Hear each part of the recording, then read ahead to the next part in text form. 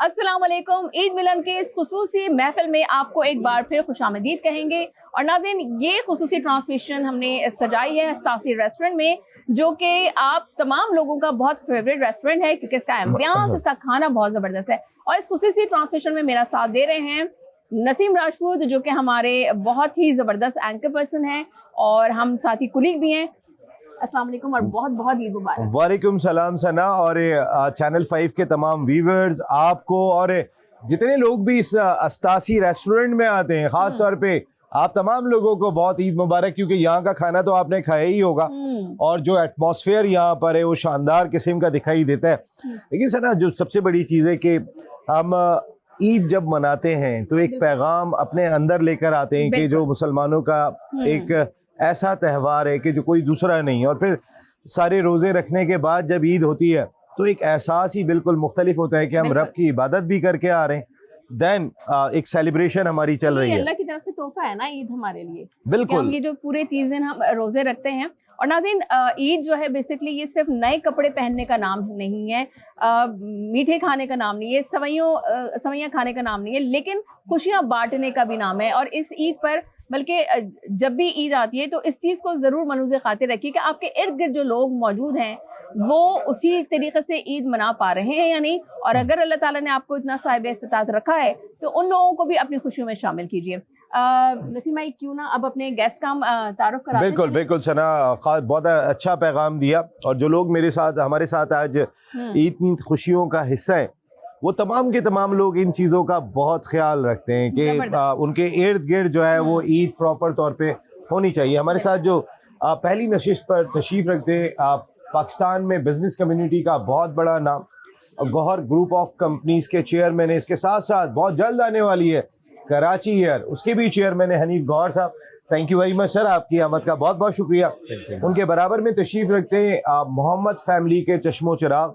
अगर मैं ये कहूँ कि पाकिस्तान में किसी एक फैमिली ने पाकिस्तान क्रिकेट की सबसे ज़्यादा खिदमत की है तो इसमें कोई दो राय नहीं, वो मोहम्मद फैमिली है। हनीफ मोहम्मद, वज़ीर मोहम्मद, मुश्ताक मोहम्मद, शुएब मोहम्मद। लेकिन जो हमारे साथ मौजूद है dashing opening batsman, former test cricketer Sadiq Mohammad साहब। सादिक भाई, आपका बहुत बहुत शुक्रिया, ईद मुबारक। उनके बराबर में तशरीफ़ रखते हैं, ये वो शख्सियत है कि जो पाकिस्तान क्रिकेट को जब सर्व करते थे, हमारी क्रिकेट बहुत ऊपर हुआ करती थी। As a administrator, as a cricketer इन्होंने टॉप क्लास क्रिकेट खेली। पाकिस्तान के former test cricketer, former chairman selection committee, former manager, कई सारे इन्होंने रोल अदा किए पाकिस्तान क्रिकेट के लिए। मैंने कहा ना कि जब ये पाकिस्तान क्रिकेट के हेडक्वार्टर में बैठते थे तो फिर ये नहीं होता था जो आज मेरी क्रिकेट के साथ हो रहे हैं। फॉर्मर टेस्ट क्रिकेटर हारून रशीद साहब, थैंक यू हारून भाई, आपका बहुत बहुत शुक्रिया। और उनके बराबर में तशरीफ रखते हैं one of the greatest of spinner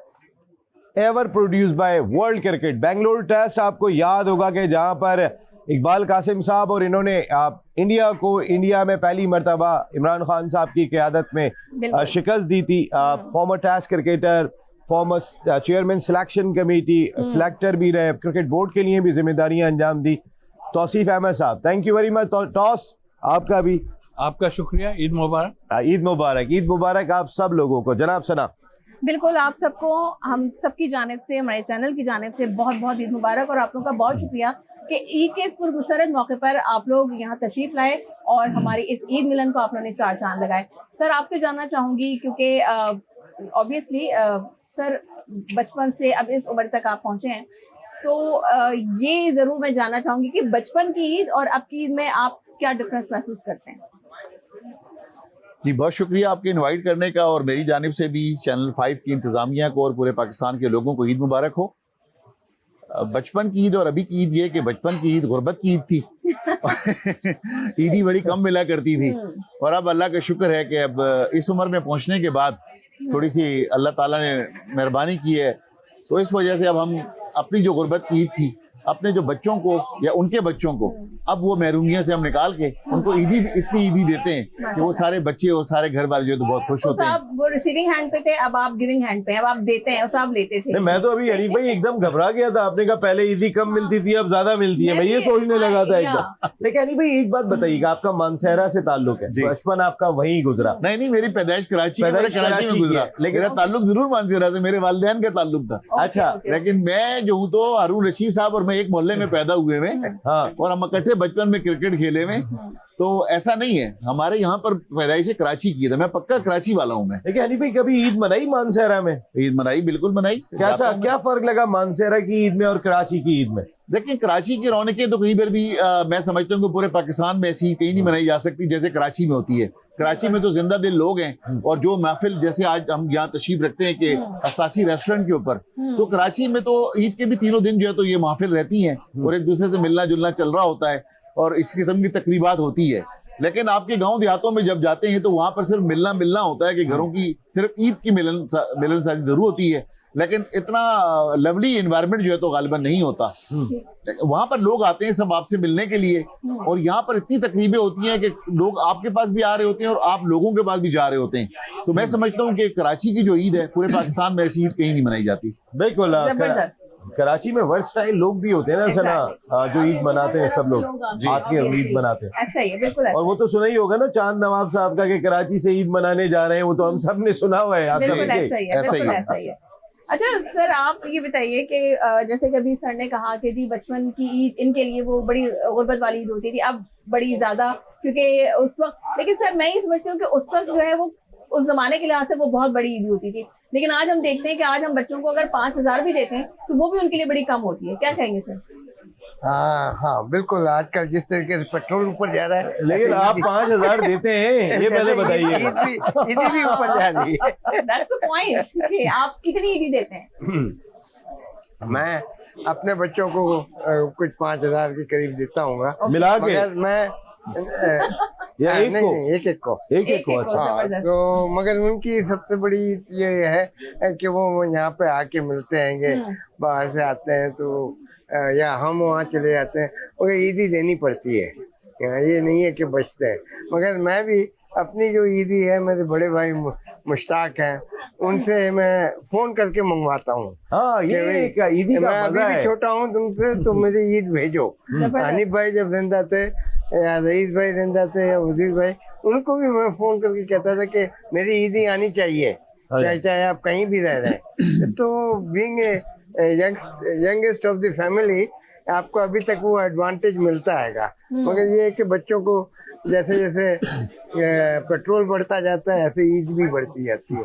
और इस बार तो बहुत ज्यादा होगी, बहुत ज्यादा देनी पड़ेगी। तो 15,000 आप चली गई है, 55 रुपए के पेट्रोल के हिसाब से आप चलेंगे। बिल्कुल सही है। हारून भाई, आपने बड़ी इस मुल्क को सर्व किया माशाल्लाह, हर कैपेसिटी के अंदर आपकी खिदमत बहुत ही शानदार है।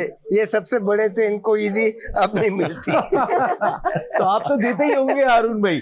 आप बड़ा लॉस में फिर फील करते होंगे। नहीं, इसमें तो कोई शक नहीं है। आई थिंक जैसे भी हनीफ भाई ने बताया कि हम एक ही मोहल्ले में पले बढ़े, और ऑब्वियसली उस ज़माने में कंटेंटमेंट थी। आई थिंक इन्फ्लेशन का कोई एलिमेंट ऐसा नहीं था।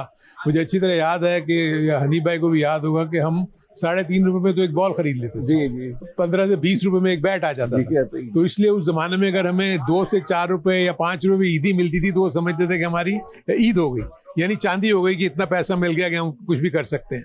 सो फर्क है, जो एक बहुत बड़ा फ़र्क है वो ये है कि उस ज़माने में जो ईद थी उसमें जिस किस्म के बच्चों के लिए जो रंग बिरंगी चीज़ें हमें बाज़ारों में नज़र आती थी, लोग झूला झूलने जा रहे हैं, कोई कुछ करने जा रहा है, कोई कहीं और जा रहा है, वो एलिमेंट अब आज के दौर में मुझे वो बहुत ज़्यादा कम नज़र आता है। मे बी आबादी बहुत ज़्यादा बढ़ गई और उसके बाद जो है ना लोग इतने ज़्यादा अपनी दूसरी मसरूफियात में चले गए और हमारे बच्चे भी जो हैं वो अब इंटरनेट का शिकार हो गए। सो आई थिंक उनको रियल सेंस में जो चार्म हमें मिला हुआ है, यानी जो हमने इंजॉयमेंट ईद की हमने की की हुई है। मैं समझता हूँ कि आजकल के बच्चों में मैं नहीं समझता कि उस किस्म का एलिमेंट या उस किस्म का जज्बा या वो वलवला मुझे यहाँ नजर आता हो। सो एनीवे एक बहुत बड़ी सादत है कि आप इतने रोजे रखने के बाद अल्लाह ताला ने इतनी बड़ी खुशी आपको दी, आपको इसको रियल सेंस में मनाना चाहिए। और जिस तरह ये है कि क्योंकि हल्का अहबाब बढ़ गया हुआ है, आपके दोस्त बहुत बढ़ गए हुए हैं, तो आई थिंक 1 से 2 दिन में ही आप मिलने मिलाने में ही जो है वो खर्च हो जाते हैं। सो जहाँ तक ईदी का एलिमेंट है, ऑब्वियसली जैसे भी सादिक भाई ने कहा, हाँ, मैं तो बड़ा हूँ, मुझे देना पड़ता है, मुझे मिलती कुछ नहीं। तो आपका लॉस वाला ही सिलसिला जी, हमारा लॉस वाला। तौसीफ भाई आपसे जानना चाहूंगी क्योंकि ईद की बात हो रही है, तौसीफ भाई ईद की बात हो रही है, ईदी की बात हो रही है, तो ऑब्वियसली ये it's just a token of love जो ईदी है। लोग गिफ्ट एक्सचेंज करते हैं, घरों पे जब जाते हैं ईद मिलने, मिठाई लेके जाते हैं, कोई केक लेके जाता है। लेकिन फॉर अ सेकंड आप थोड़ा सा ये तस्वुर करें कि जी आप एक गरीब पाकिस्तानी हैं और आपने कौम से खिताब में ये कहना है कि मेरे अजीज हम वतनों, ईद मिलने आओ, तो केक या मिठाई लाने के बजाय 1-1 लीटर पेट्रोल लेकर आना अपने साथ। क्या करेंगे आप? हालात तो यही हो गए, और हालात यही हो गए कि पेट्रोल मंगवाना चाहिए ईदी में। लेकिन अभी चूंकि वैसे बच्चे भी आजकल ईदी की जगह पेट्रोल ही मांग रहे हैं, घर वाले कहते हैं यही मांगना। देखें, जैसे मेरे अजीज हम वतनों कहेंगे, लोग समझेंगे मार्शल्लाह लग गया। जी तौसीफ भाई, देखिए जैसा कि ये दोनों सीनियर हैं, तो इस दफा इन्होंने कहा है कि मैं जूनियर हूँ, ईदी आएगी, मैं ईदी दूंगा, हम लोग ईदी देंगे। तो वाकई वो 2 रुपए जो मिलते थे ना नसीम भाई, वो 2 रुपए या 1 रुपया जो मिलता था, वो हम ऐसे लेके दौड़ते थे जैसे हमें पता नहीं क्या मिल गया। अभी उसको 1000 रुपए दे दो तो वो कहता मुझे नहीं लेना, मतलब ये पोजीशन आ गई। तो आई थिंक मेरा वक्त के साथ साथ चेंज हुआ है, अच्छी लाइफ गुजरी, बचपन अच्छा गुजरा यकीनी तौर पे, और अच्छे लोगों में हम उठे बैठे, बाद में तो हमें समझ लें कि रिस्पेक्ट भी करना आई सबकी। और जहाँ तक ईद का है, यस हम भी उसी तरह मनाते थे, ठीक है। एक ऐसा इलाका था शाह फैसल जिसका ड्रिग रोड नाम था, वहाँ ज़रूर आँख खोली मैंने, कराची में ही पैदा हुआ, लेकिन जो मज़ा वो था ना, अब थोड़ा सा ऐसा फील होता है कि वो लाइफ दोबारा से आ जाए तो क्या ही बात। भाई हनीफ भाई ने इतनी बिल्डिंग्स बना दी हैं शहर में, वरना पहले ग्राउंड्स हुआ करते थे, झूले हुआ करते थे। मुझे देखिए, मेरी ईद जो गुजरी वो हैदराबाद में मोस्टली गुजरी, मेरा बचपन सारा हैदराबाद में गुजरा। वो जो ईदी होती थी उसमें जाके झूले झूलने, उसमें जाके आपने चीजें खरीद के लेकर आनी है। वो चश्मे तो आपने ईद वाले अब तक संभाल के रखे होंगे ना। अच्छा, और नहीं, sorry for cut you here, but उस जो चश्मे लेते थे उस जमाने में याद है कि वो स्टिकर तक नहीं उतरते थे, नहीं उतरते थे कि वो नया, क्योंकि वो पता चले कि जी ये नए ग्लासेस लेकर आए। कम उम्र है, आपको ये बातें कैसे याद है? चले हम तो अब सब तकरीबन एक एज के हैं, तो हमारे दौर की बातें हैं ये। बड़े बूढ़े बैठते हैं ना, तो वो अपने अपने सब एक्सपीरियंसेस शेयर हो रहे थे, तो उससे हमारे भी कान में पड़ते रहते हैं, तो उस वजह से याद है। अच्छा जी जी जी जी, नहीं मैं तो वो लतीफाबाद 4 नंबर का मेरा बचपन गुजरा हमारे, क्योंकि अब्बू भी ईद मनाने वहीं आते थे, दादा दादी वहीं थे, मैं दादा दादी के पास रहता था, तो वो इलाका बिल्कुल एक डिफरेंट था। अच्छा, अब मैंने जब कराची में आके ईद मनाई, मुझे बिल्कुल ही एक मुख्तलिफ ईद लगी। जैसे आपने भी बात की कि एक कल्चर ही बिल्कुल डिफरेंट हो जाता है, वहाँ पे मिलने मिलाने का तरीक़ेकार मुख्तलिफ हो जाता है, यहाँ पे मिलने का तरीक़ेकार बिल्कुल मुख्तलिफ है। हनी भाई, आपके बचपन में भी यही होता होगा ना कि वो चश्मा लेना है तो बाहर जाना है, तो झूले झूलने हैं, तो वो झूले वाला भी बाहर खड़ा होता था। तो उस वक्त मेरे ख्याल से एक्टिविटीज यही होती थी, और कुछ होता ही नहीं था। हाँ, ये वाली अय्याशियां तो कभी सोच ही नहीं सकते थे।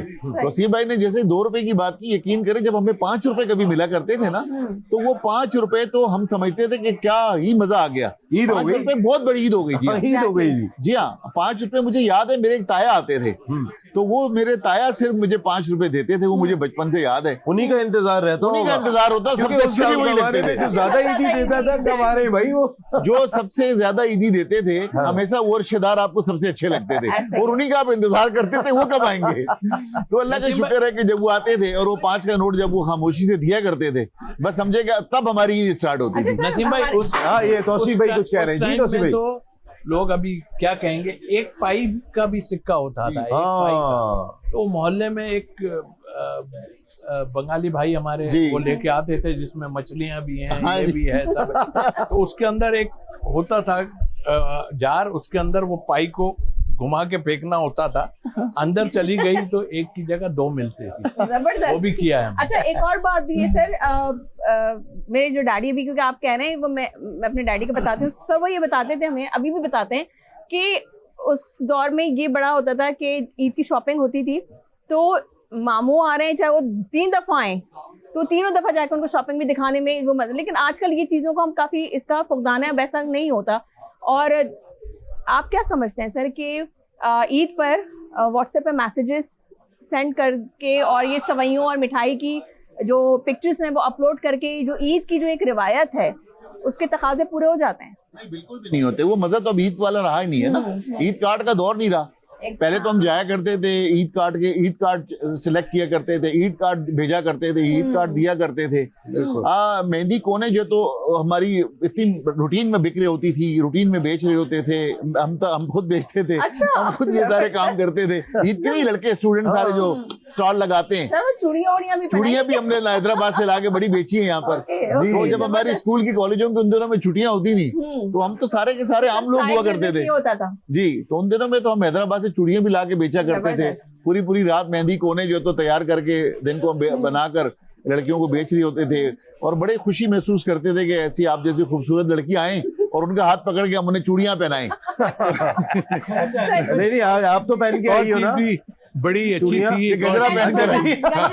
नहीं भाई, एक और चीज भी जो थी जो खास तौर पर ईद की शॉपिंग, यानी कि पूरे के पूरे जो फैमिली के साथ, और भाई जूते कहाँ से लेने हैं, फलानी चीज कहाँ से लेनी है, हम वही देख रहे हैं कि वो सारा का सारा जो कल्चर उस जमाने में था ना वो अब नापायद है। उस जमाने में एक छोटे छोटे से 4 ऐसे वो डब्बे वाले वो आते थे, उसमें तस्वीरें दिखाया, वो एक आना लेके वो 2 तस्वीरें देखते थे। हैदराबाद में हमारी एक दादा की 2 दुकानें थी। हम जाते थे ईद के दिनों में, क्योंकि मैं वहीं पढ़ता था, तो ईद के दिनों में क्योंकि देर तक दुकानें खुलती थी। नसीम भाई, आप पुराने मालदार हैं। हाँ नहीं ये दादा का टाइम से। अच्छा, आपने बात की 5 रुपए ईदी जो देते थे सबसे ज्यादा अच्छे वो लगते थे। अच्छा सर, उस जमाने में जो हम, फिर वही बात है कि मैंने जो सुनी है बात कि वो 5 रुपए जब ईदी होती थी तो सर उसमें इतनी बरकत होती थी, उसमें से अपनी मर्जी की चीजें लाने के बाद बच जाते थे, वो अपनी वालदाओं के पास लाके दिए जाते थे। अब ये आप सेव कर लें तो सर इतनी बरकत होती है। तो 5,000 भी आप बच्चे को दे दो तो उसकी शक्ल बन रही है, सिर्फ 5,000।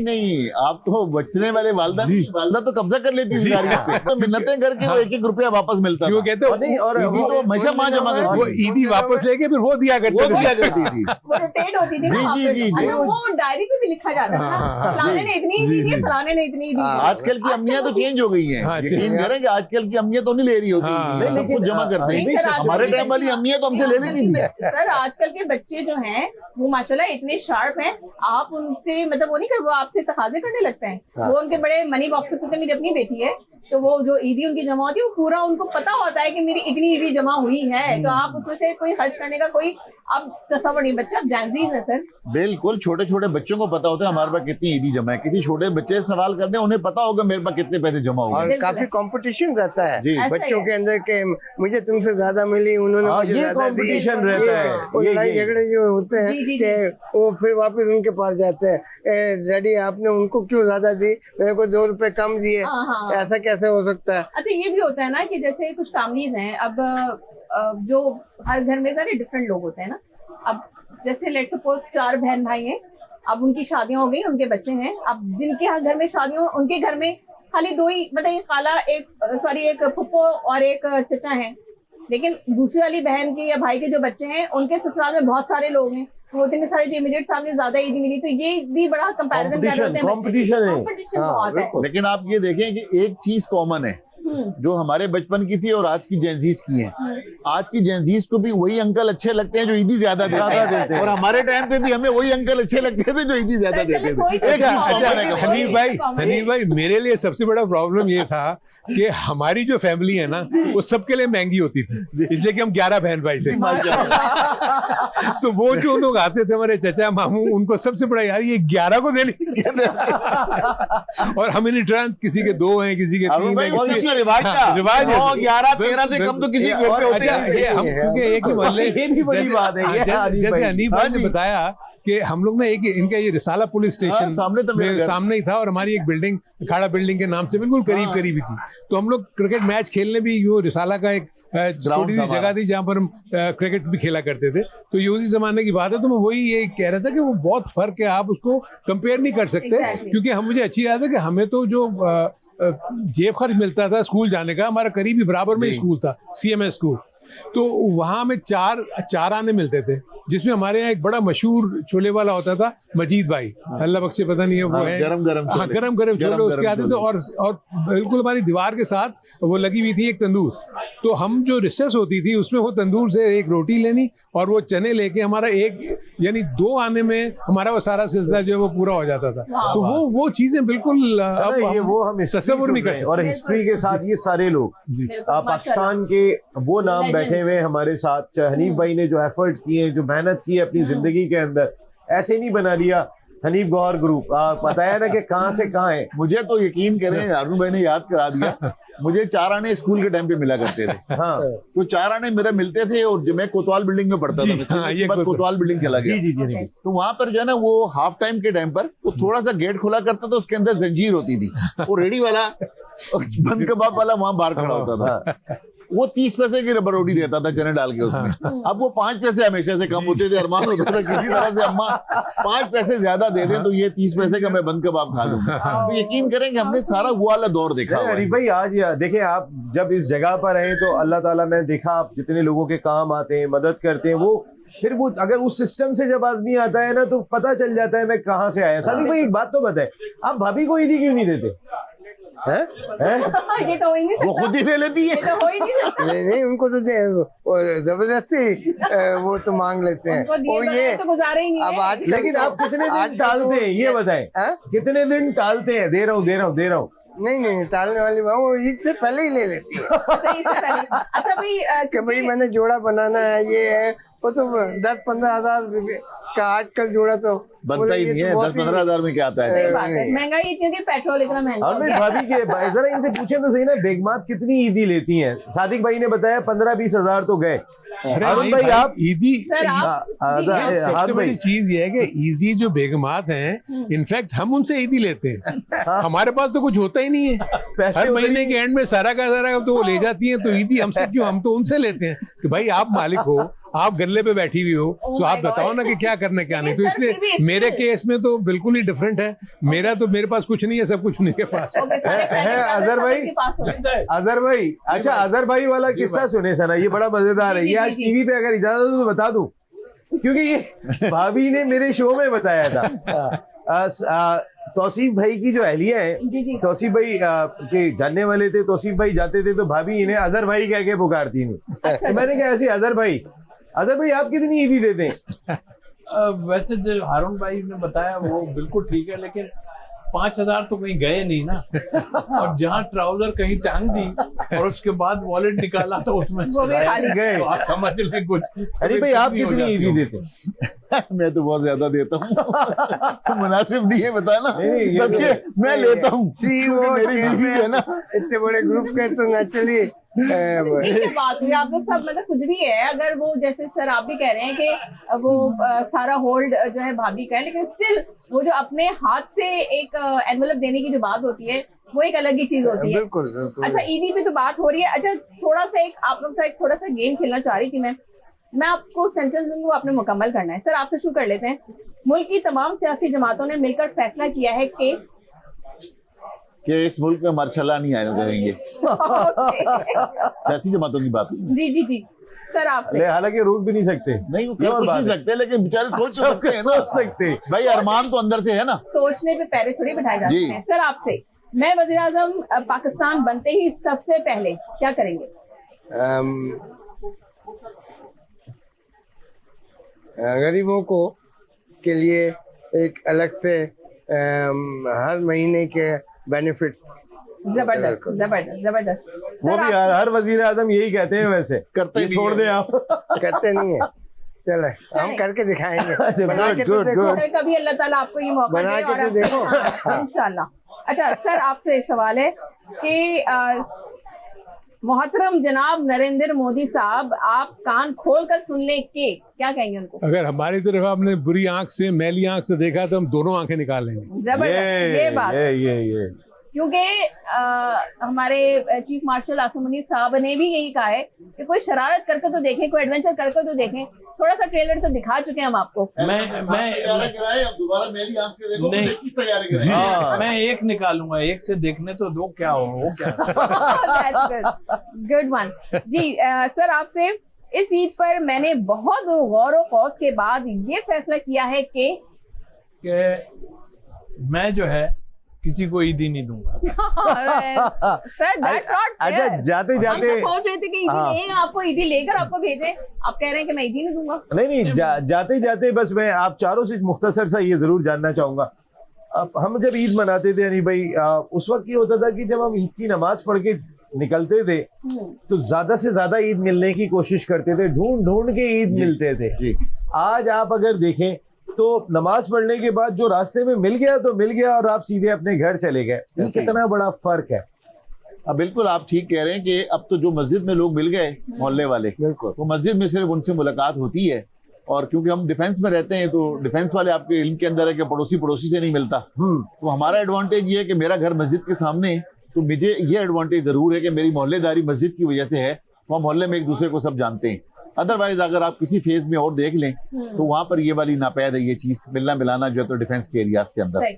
और पहले जो है तो हम तो पूरा मोहल्ले में कोई घर नहीं छोड़ा करते थे, ढूंढते थे मिलने के लिए कि आज नहीं। और दूसरी बात है कि क्यों जाया करते थे, वो भी क्योंकि उनके घर पे जाया करते थे, ईदी का भी तस्करा होता था कि वहां जाएंगे तो ईदी मिलेगी। और वाकई है, तो ये सलाम करना ईदी का मतलब होता था भाई। बड़ा मिस हो रही है ये चीज कि हम पहले ढूंढ के ईद मिला करते थे, आज बस ये चीज हमारा जो कल्चर था वो थोड़ा मिस नहीं कर रहे हैं। वो जो पहले तीन दफा आप मिलते थे, आज आधे में ही खत्म हो जाता। हाँ, बस दूर से ही बस ऐसे बस अरुण भाई बस ये दो लोगों से यही बात है। मैसेज अच्छा से दे दें। नहीं, वो तो मैसेज तो सबका ही, इनकी थोड़ी सी बात को और मैं आगे ले गया हूँ। देखिए उस जमाने में होता है कि सारे जो रिश्तेदार थे ना वो इकट्ठे नमाज पढ़ने जाया करते थे, तो इसलिए वो मिलना मिलाना वो होता था। पहले तो जमाने में हमारे जो पड़ोसी और हम दरवाजे खुले होते थे, यानी ऐसे कभी भी नहीं हुआ कि बंद हो, हम उनके वहां जा रहे हैं, वो हमारे घरों में आ रहे हैं। सो वो माहौल अब हमें नहीं पता कि हमारा नेक्स्ट डोर कौन रहता है, हमारे सामने कौन रहता है,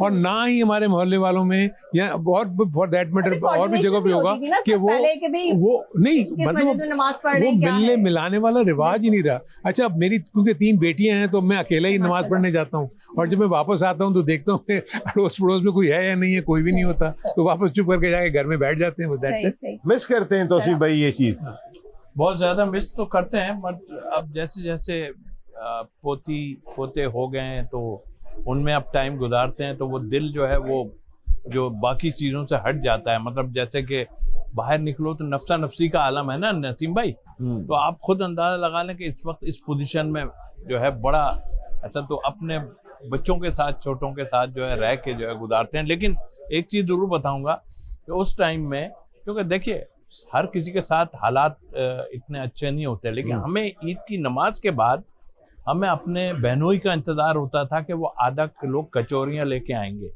और वो कचौरी का हम इंतजार करते थे। आधा किलो में 6 से ज्यादा नहीं चढ़ती थी, तो उस वक्त हमारी होती थी खिंचाई कि मैं पूरी लूंगा या भाई आधी लेगा, इस तरह की चीजें होती थी।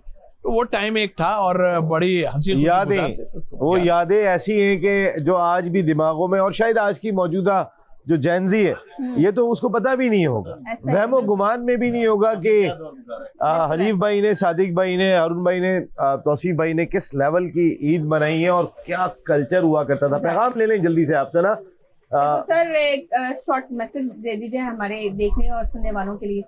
देखिए, मैं समझता हूँ कि आज की जिस तरह से हम बात कर रहे हैं, आज अल्लाह ताला ने, अगर हम बात करें 50 साल पहले हम जाएं, क्योंकि आज हम जितनी बातें कर रहे हैं तो हम सब 50 साल से ऊपर के लोग हैं, तो अगर हम 50 साल पहले जाएं तो 50 साल पहले इसी किस्म की ईदें होती थी, क्योंकि कोई भी 22 खानदानों में से नहीं होता था, सारे के सारे मुतवस्सित तबके से सबका ताल्लुक था, हम सबका। अब अल्लाह ताला ने हम सबको नवाजा है, इस काबिल बनाया है, तो यकीनन हमें जिस तरह खुद अल्लाह ने बनाया है तो हमें अल्लाह की मखलूक का ख्याल रखना है, उन गुरबा का ख्याल रखना है, और अपनी खुशियों में उनकी भी खुशियों का एहतराम करना है। और अल्लाह ताला ने जो हमें एक ज़कात का निज़ाम दिया है, जो कुरान पाक में लिखा है कि हमने ज़कात 2.5% देनी है, अगर हम ईमानदारी से वो ज़कात 2.5% दें तो मैं समझता हूँ कि पाकिस्तान में आस्ता आस्ता करके गुर्बत खत्म हो जाएगी इंशाल्लाह। सादिक भाई, मैं समझता हूँ कि हमें एक इस पर दुआ करनी चाहिए और पैगाम ये होना चाहिए कि जो आजकल जो बड़े मुल्क हैं वो आपस में जो लड़ रहे हैं और पूरी दुनिया को उन्होंने तबाह करके रखा हुआ है, इन दी एंड कुछ मिलना नहीं है उन्हें, या वॉर ख़त्म हो जाएगी। ये सब मिली अब उसको आप मिली भगत कह दें या अगर किसी के बच्चों को आप मार रहे हैं, एक कहावत है कि those who don't know each other kills each other. That's right, समझे? तो और जो जानते हैं एक दूसरे को वो कभी नहीं मरते। तो लिहाजा ईद के मौके पे ये है कि हम सब एक तय करें कि जी अब ये लड़ाई को ख़त्म करवाएं। और ट्रम्प अंकल को कौन समझाएगा, उनकी ईद थोड़ी है, ईद तो हमारी है। ट्रम्प अंकल को भी वही सलाह देनी चाहिए जो एक पहले एक प्राइम मिनिस्टर को मिली है, बिल्कुल, कि उसको डस्टबिन के डब्बे में डाल के उसको भेज जी सर। इसमें तो कोई शक नहीं कि जो इस वक्त इंटरनेशनल जो हालात हैं वो बहुत ही हुए हैं, लेकिन मैं तो ये चाहूँगा कि पहले तो अपने घर से तो ठीक करें ना अपने आप को। हमारे अपने जो घर में बैठी हुई हमारी जो पॉलिटिकल पार्टीज हैं वो ये एक नहीं हो रही किसी मसले पे, तो फिर ये कैसे हो सकता है कि हम दायर की दुनिया को भी पैगाम दें कि जी आइए मिल के बैठे और हम ये जो भी प्रॉब्लम्स हैं उसको हम सॉल्व करें। हमें अपने घर को ठीक करना है। आप पहले अपने मुल्क की फिक्र करें, उनके गरीब आवाम की, जैसे हनीफ भाई ने कहा कि वो किस तरीके से हम उनको बेहतर से बेहतर कर सकते हैं। बदकिस्मती से हमारे जितने भी लीडर्स आते हैं, जितने भी हमारे टॉप नॉचर्स होते हैं, वो सिर्फ अपना ही ख्याल करते हैं और अपनी जो आवाम है उसकी तरफ उनका कोई ख्याल नहीं है। मेरा ख्याल है आवाम की तरफ सबसे पहले तवज्जो देनी चाहिए। बिल्कुल तौसीफ भाई, देखिए मैं तो सही बात यह है कि हम इस काबिल नहीं थे और अल्लाह ताला ने वो इज़्ज़त हमें दी कि जो मैं तो एटलीस्ट नहीं, सभी होंगे, एटलीस्ट इस मुल्क ने जो मुझे दिया है ना वो लौटा तो मैं सकता ही नहीं हूँ, लेकिन डेफिनेटली अपने आने वाली पौध को और इन सब को ये ज़रूर मैसेज दे सकते हैं कि यार ये मुल्क जो है और जिस तरह हम लोगों ने ये हासिल किया है और जिस तरह हमारे बड़ों ने इस पे अपना खून बहाया है, एटलीस्ट कम से कम सिर्फ सोचने की बात है, क्योंकि इस गहमा गहमी में मुझे ऐसा फील हो रहा है कि आने वाली पौध जो है वो सोच नहीं पा रही। जो सादिक भाई ने अभी कहा, अभी वीज़ा मिलेगा अमेरिका का तो चले जाएंगे। ठीक है जी, बहुत शुक्रिया आप चारों मेहमानों का। और नाज़रीन, यहाँ जो है हमारी जो ईद मिलन की जो ये रौनक है ये तो अभी जारी है, कंटिन्यू है, आपने कहीं नहीं जाना है, लेकिन यहाँ आपसे चाहेंगे इजाज़त, फिर मज़ीद कुछ नए सितारों, कुछ डिफरेंट चेहरों के साथ आपकी खिदमत में दोबारा हाजिर होते हैं। So let's take a short break.